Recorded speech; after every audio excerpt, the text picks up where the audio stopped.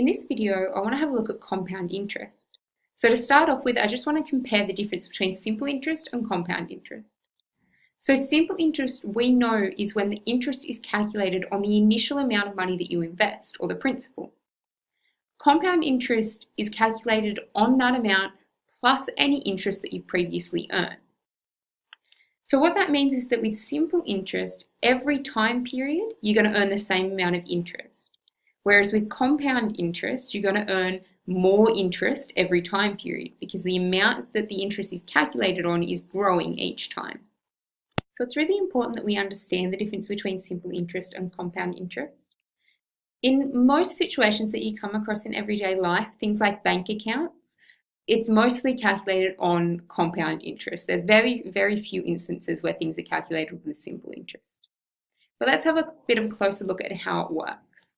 So if we have $5,000 invested at 6% per annum, we know that it's compounded annually, so we're going to complete this table for the first 3 years, and we'll figure out how much money they have at the end of those 3 years. So starting off at the start of our first year, our principal is that $5,000. Now the interest that's calculated is 6% of this amount. So we're going to go 0.06 times 5,000.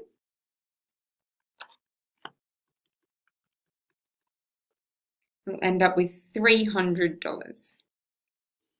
So that means that the new account they now have in their bank account would be $5,300. So they had the initial amount, they've earned $300 interest, and this is how much they have now. Now this is the new amount. This becomes our principal for the second year. So in the second year, we're starting with $5,300. Then we're going to earn 6% interest on that new amount. So we're going to go 0.06 times the 5,300.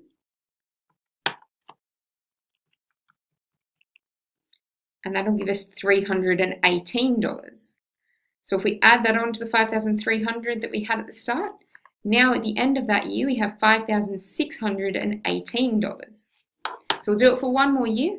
So this amount at the end of the second year becomes our principal for the third year, 5,618. So now we're going to earn 6% interest on that amount. So we're going to have 0.06 times 5,618.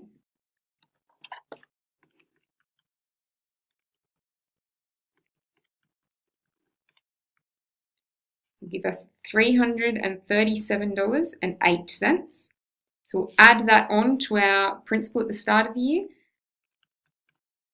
We'll end up in our bank account with a total of $5,955.08.